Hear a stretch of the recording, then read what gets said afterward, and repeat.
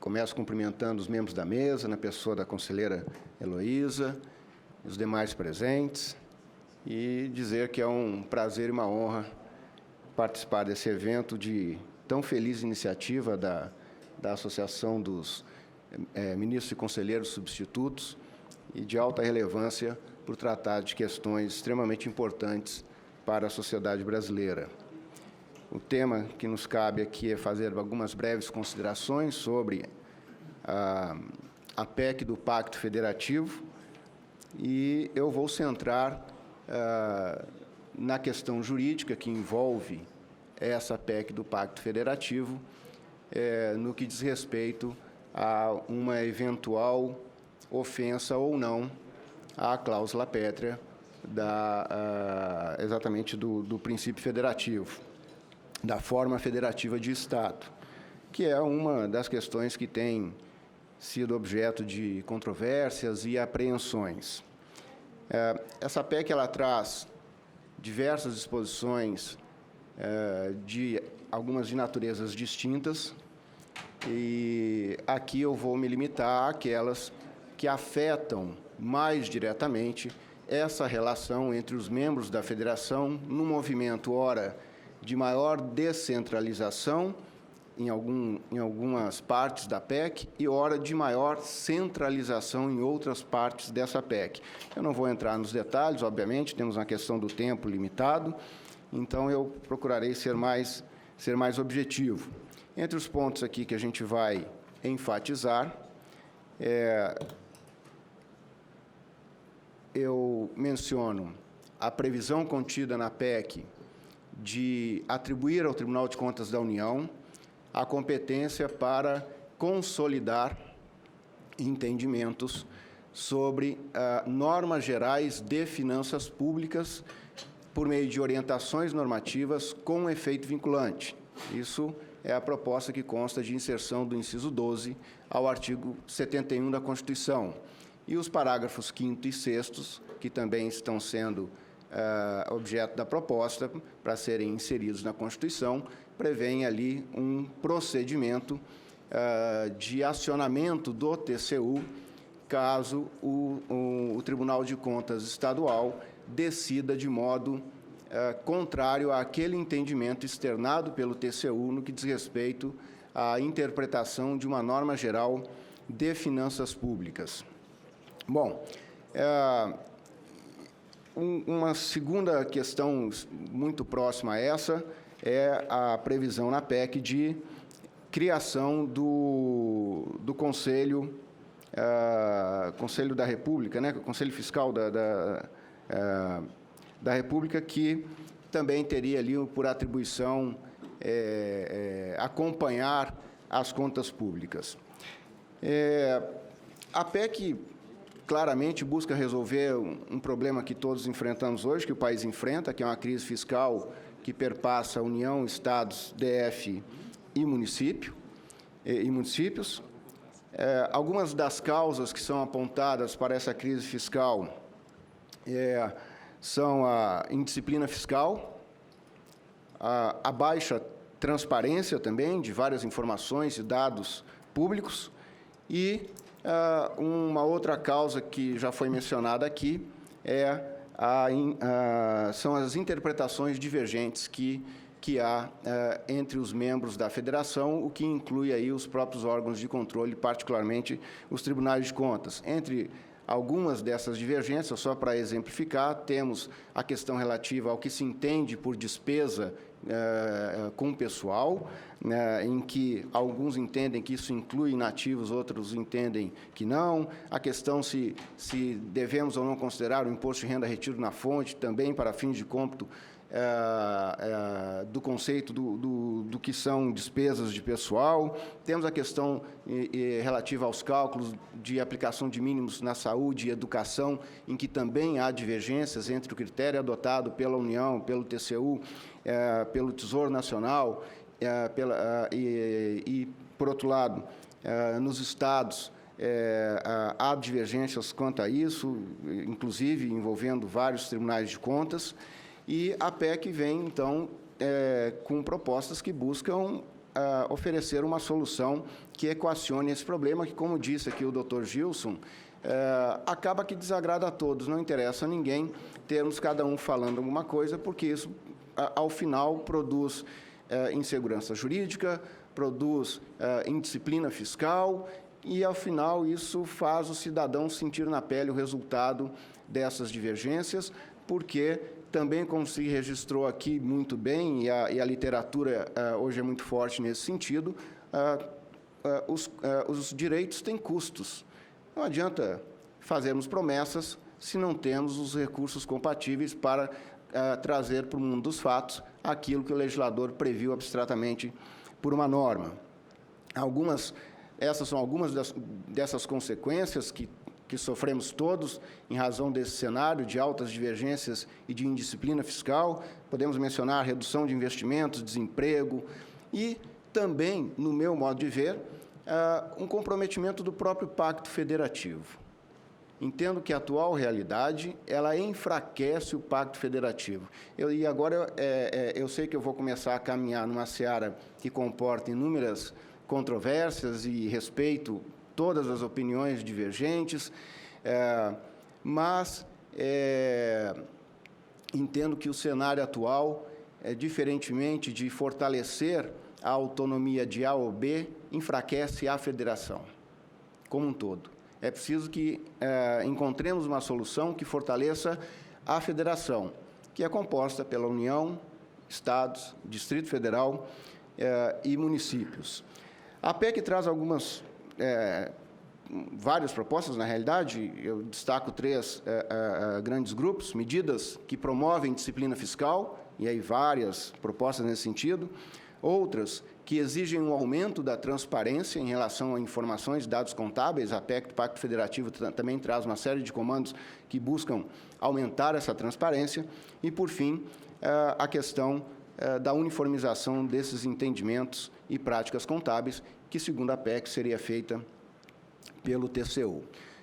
Um registro importante é que essa ideia de atribuir ao TCU primeiro, assim, essa ideia de uniformizar entendimentos, ela não exatamente é inaugurada com a PEC 188, a do Pacto Federativo. Na realidade, em 2013, tivemos a PEC 329, elaborada pela Ampicom, que continua em tramitação e que defende que ocorra essa uniformização e prevê que a competência da União para editar uma lei que regulamente essa questão, atribuindo também ao Tribunal de Contas da União a tarefa de uniformizar esses entendimentos em relação a normas gerais.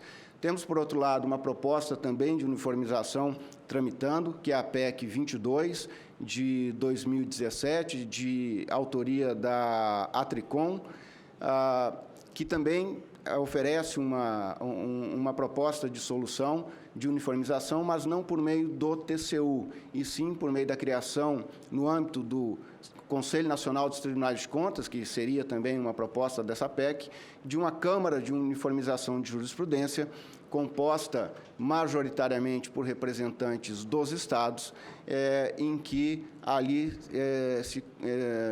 se buscaria a uniformização desses entendimentos. Agora vem a 188 e oferece essa solução na linha mais da PEC 329 do que da PEC 22. Me parece importante, para fazermos uma consideração de mérito sobre essa proposta, na perspectiva jurídica, identificarmos o que não é objeto da PEC. O que não é objeto da PEC, nesse particular, que atribui ao TCU a competência para uniformizar entendimentos. O que não contempla a PEC e, portanto, nada mudará caso ela seja aprovada? Primeiro, a competência dos tribunais de contas estaduais para apreciar a matéria de fato. Os casos concretos que hoje os tribunais de contas julgam, continuarão a julgar. Ainda que se trate de um fato concreto, de um ato de um determinado gestor, de um estadual ou municipal, que seja um ato regido por norma geral de finanças públicas. Por exemplo, a própria Lei de Responsabilidade Fiscal. Quem vai julgar o ato do gestor? Continuará sendo o Tribunal de Contas Estadual. Ah, mas caberá recurso ao TCU sobre a avaliação acerca daquele ato? Em regra, não. Haverá uma única exceção, e chegarei lá agora mesmo.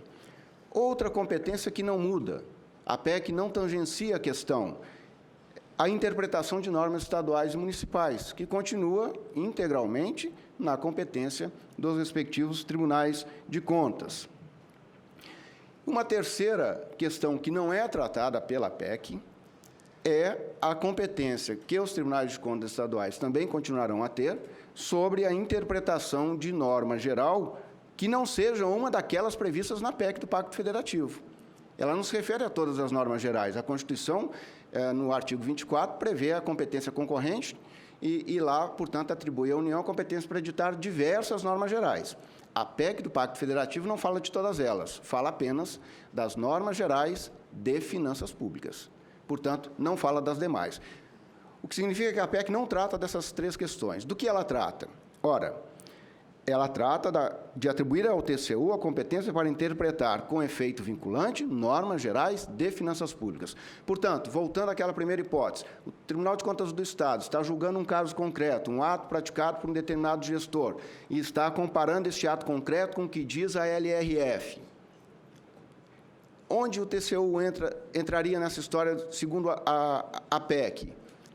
Na interpretação da LRF e não do ato de gestão praticado pelo gestor. Por exemplo, o que entra no conceito de despesa de pessoal. A PEC diz, o que o TCU disser passa a vincular os demais tribunais de contas estaduais.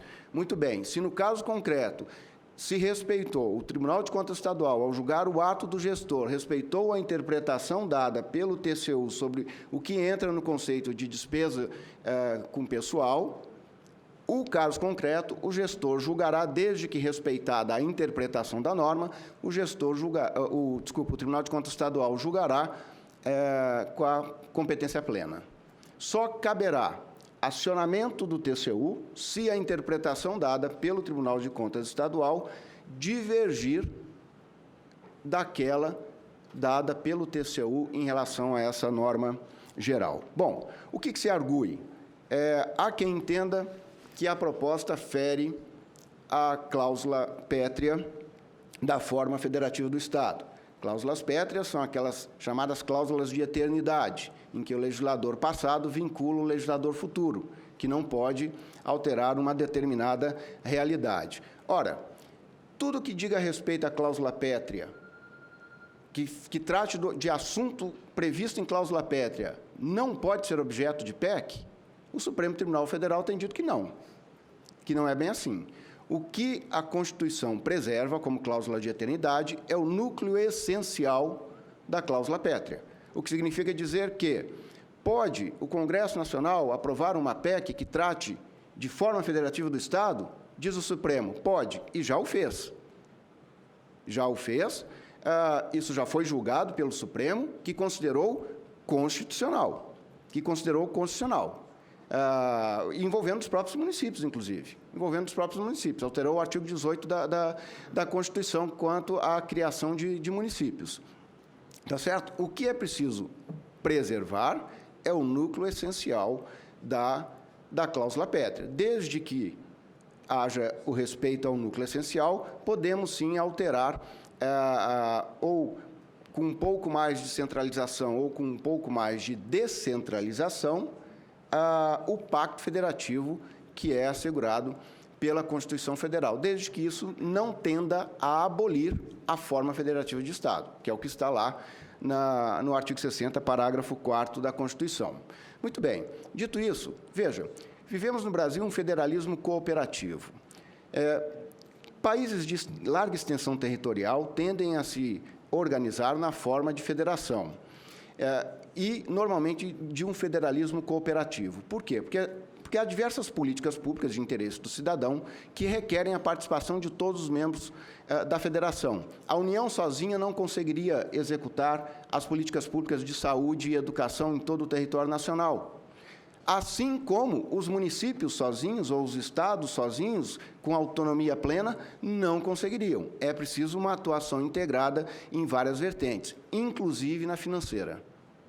Daí o federalismo cooperativo. Como que se trabalha num federalismo cooperativo para se manter a federação? Que a federação é um time que precisa atuar com alguma sintonia que viabilize essa federação. Qual o instrumento que a Constituição previu para isso? Normas gerais. Está no artigo 24 da Constituição. Aquela competência concorrente na qual a União se limita à edição de normas gerais e os demais membros exercem a competência suplementar naquilo que não contrariar as normas gerais. Então, as normas gerais são um instrumento genuíno que a Constituição confere ao órgão central de uma federação para garantir a unidade da federação e o equilíbrio federativo. A União faz isso por meio de normas gerais. Muito bem. Do que adianta a Constituição atribuir à União a competência para editar normas gerais que buscam regular os fatos da vida e permitir que cada membro da federação dê a sua interpretação, no caso concreto, para o que seja uma norma geral? Ora, isso aniquila o que a Constituição conferiu à União. É dar com uma mão e tirar com a outra. Daí a importância de se garantir que a interpretação e aplicação dessas normas gerais ocorra na perspectiva do órgão central. Na perspectiva do órgão central. E não dos seus membros. Por quê? Porque é o órgão central que garante a unidade da federação. Não é à toa que há diversos artigos, eu não vou aqui fazer referências para tentar me encaminhar logo para a conclusão, diversos artigos da Constituição que atribuem à União algumas competências exclusivas em relação à atuação como garantidora de financiamentos, de limites de endividamento dos entes subnacionais, esse tipo de coisa, que buscam garantir a unidade da federação. Daí, portanto, a importância de se fazer com que essas normas gerais sejam aplicadas na perspectiva da União e não dos membros da federação. Poxa, mas isso é antidemocrático. É uma forma de ver as coisas, da qual, com todo respeito, eu divirjo. Na democracia, a busca do consenso não se dá na interpretação das normas, mas sim na elaboração delas. É no Congresso Nacional, Câmara e Senado, em que há a busca do consenso, a manifestação das diversas posições para se criar uma norma que resulte deste consenso. Editada a norma, admitir que cada um interprete de acordo com a sua realidade, quando a Constituição atribui à União a competência de editar a norma, é, como disse, no meu modo de ver, dar com uma mão e retirar com a outra. Bom, porque o TCU, no meu modo de ver, caso receba essa competência, estará contando com uma norma, a meu ver, constitucional e que não ofende o Pacto Federativo. Porque entendo que, nesses casos, como a Constituição atribuiu à União a competência para editar normas gerais, nada mais natural do que um órgão da União dizer, com caráter vinculante, como essas normas devem ser aplicadas, sob pena de tornarmos letra morta o que diz a própria norma geral. Há uma proposta, como eu disse, a PEC 22, que busca atribuir, não ao TCU, mas a uma Câmara de Uniformização de Jurisprudência a competência para fazer essa uniformização. Eu, particularmente, nesse ponto, discordo da PEC 22. Aliás, a minha situação, e eu mais 2 minutos eu concluo, em relação à PEC 22, foi difícil eu conseguir me alinhar a várias das propostas. Nas vezes em que a PEC 22 propôs centralizar na União várias medidas, como, por exemplo, o planejamento dos tribunais de contas, a elaboração da lei nacional de processo, eu discordei e entendo que ali não cabe a centralização na União. Ali é preciso permitir que os tribunais de contas estaduais exerçam a sua autonomia. E, na hora em que ela não centralizou, eu entendi que ali era o caso de centralizar. Entendo que a Câmara de Uniformização de Jurisprudência padece dos problemas que temos hoje. a aplicação, a interpretação e aplicação de uma norma geral, ela tem que ser feita nos termos em que o Constituinte a idealizou, ou seja, na perspectiva da União, que está um pouco mais distante de certas circunstâncias regionais. A Câmara de Uniformização de Jurisprudência, ela acaba, ao final, ela pode resultar, e é provável que isso ocorra, fazendo prevalecer a visão dos demais membros da Federação, e não da União.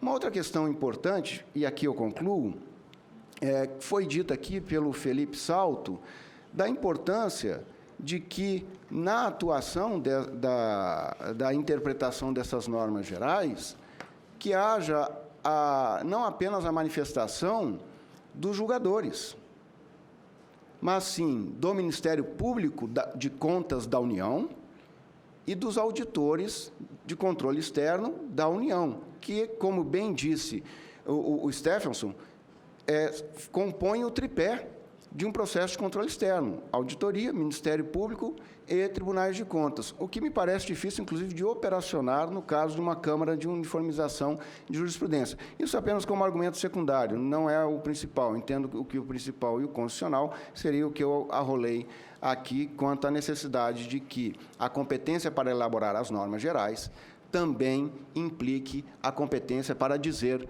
o que essas normas significam na conexão que deve haver entre o plano abstrato da norma e a sua interpretação e aplicação. Muito obrigado.